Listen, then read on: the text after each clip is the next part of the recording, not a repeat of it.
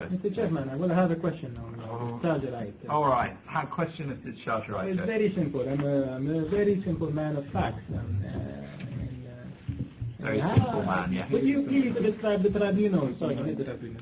Would you describe, please, the smell of the discharger right? How it impacted the population, and what would you make of that from a legal point of view? Well, Was it like blue cheese? the smell, as far as our information goes, was as strong as that it incapacitated the NRA and the civilian population on the ground, meaning making them incapable of action for a certain amount of time. And as in the outlined in the Chemical Weapons Convention, to which Parodi is a signatory, a toxic chemical, which is forbidden under this convention, includes a chemical which, through chemical action of life processes, can cause death, temporary incapacitation. Therefore, we believe, again, to strengthen our argument, that it was forbidden under the Chemical Weapons Convention for Parodi to use this. Without getting into the details of the effects, yes? But is it really incapacitating? Everybody has to go to the toilet sometimes. So, no, it's a serious question, yes? Is it really incapacitating to have a weapon that has this effect? This is not what the convention means when they say incapacitating, I think. No?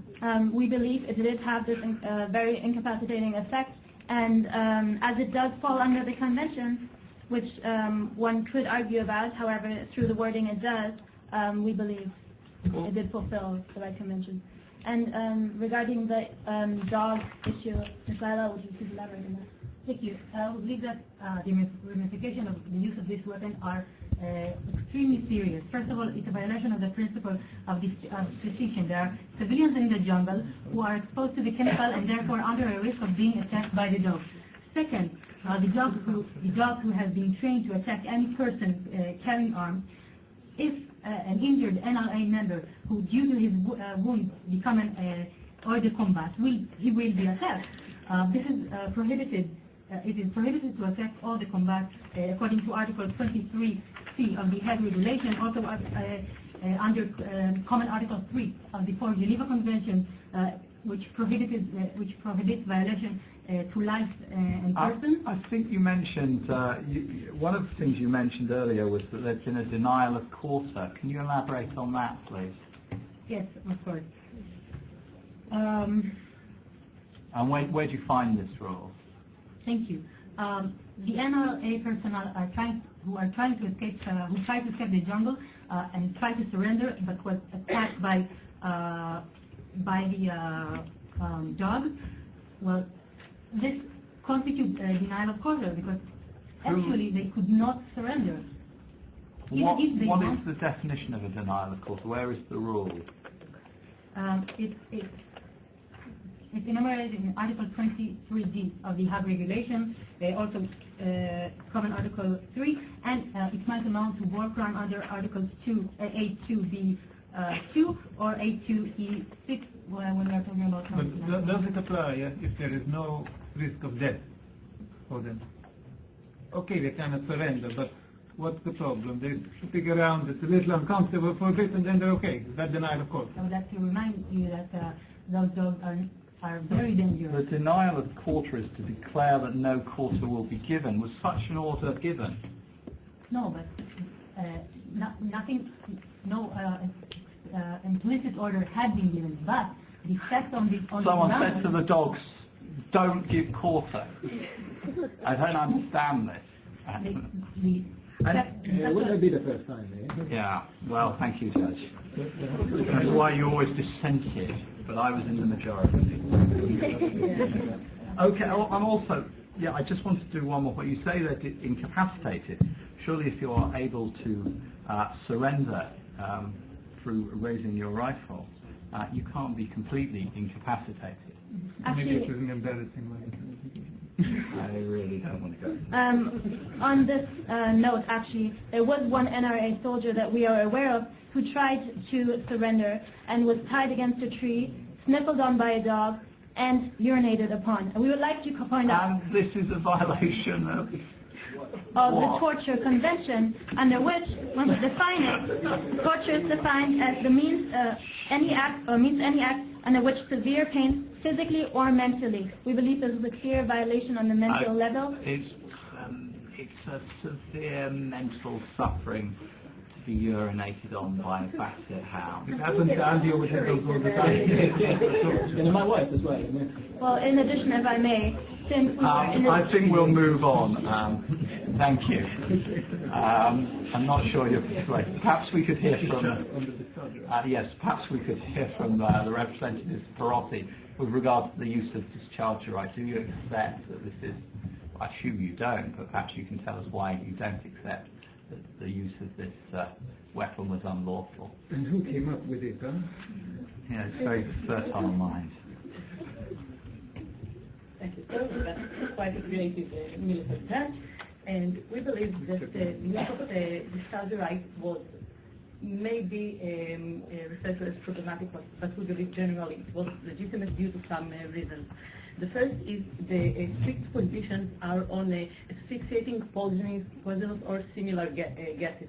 We believe this is not the case with this discharge right, as it's not similar enough to those specific gases, and general prohibition on chemical weapons were suggested a few times, but generally objected to some states, and some uses are not totally prohibited. But more than this, we believe there are some other issues to discuss here. One of them is the cardinal principles relating to the use of weapons, as mentioned in the International Criminal Court, as the legality of the threat of use of nuclear weapons, and one of them is the prevention of unnecessary suffering, which we believe was the case too. Could you assimilate it to a riot control agent? Could you assimilate discharge right to a riot control agent? We wouldn't assimilate it due to some reasons. First, riot control agents are used in police and law enforcement activities and not in... So you're saying because it's used in one, not in the other. So if you used tear gas in hostilities, it wouldn't be a riot control agent? No, it would still be a riot control agent and for business. We believe... But why isn't it? This seems to me to be quite similar to a riot control agent. We believe it's one of the... Tear gas makes you cry a lot. Let's not go there. Yeah. And this is...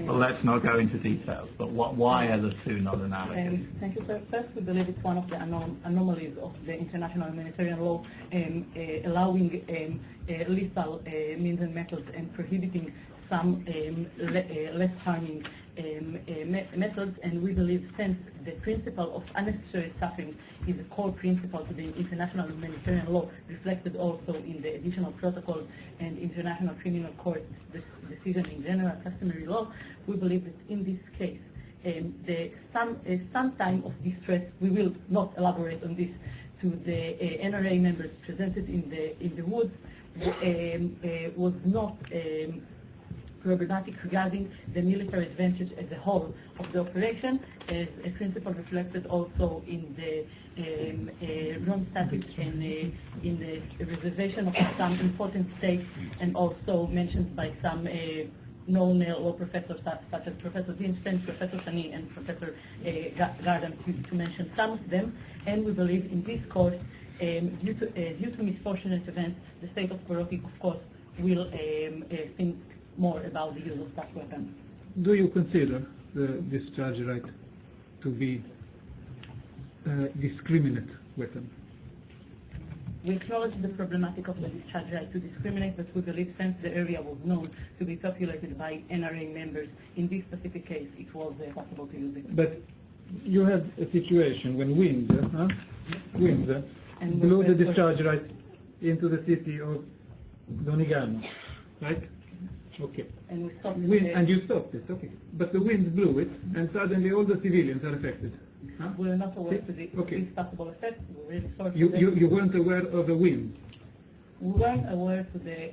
Turn on the TV, the weatherman said wind. Did the weatherman say wind? My question is, this is a real question, yes? If wind can turn your weapon into an indiscriminate weapon that attacks civilians, then would you not say that, to use your words about the mortars earlier, yes, You see, I turn your words back on you, huh? That's clever. That's why I'm Professor Doctor. Per se, indiscriminate. If you are using it in an area where just a little bit of wind, and the civilians are affected. We believe that in this specific matter, the use of this, unfortunately, what happened with the civilians, as we have different weapons available, this was the least offensive one. We believe that, in fact, yes, we know it's offensive. No, again, no need to go there, but we believe that it causes people to be obviously inconvenienced, but like if we compare it to the fires that were in that area a couple of days ago, this was a preferable means, what we believe, regarding the civilian population, as it caused specific and time-limited damage to the NRA participants and members, and also to the civilian population. But because something is worse, it doesn't make a bad thing good. Yeah, we know, that's why we stopped. We've stopped, and also we want to apologize for the damage that has been caused to the civilian population in that area due to the unfortunate. Thank you. Okay, Professor Sanders. I have a question from speaker from Perotti about the fact of the harbour. What do you have to say about the label you put on the boxes? I'm very troubled by that. Please advocate regarding the use of the emblem. Thank you very much. First, I would like to mention that Perotti is not party to the third additional protocol to the Geneva Convention protecting the red crystal emblem. And more than this, there are doubts whether the misuse of this emblem was willful or deliberate, generally required to be a misuse of this specific emblem. This conditional is made in some legal tools related to this area, and we believe it was not meant to be a perfidious use, and more than this, didn't injure anyone, which is a required condition under those circumstances. It was used inside the warehouse. It was not the best choice of emblems, but we believe it was not a misuse of emblems. Maybe you mean it was not an abuse, but it was definitely a misuse.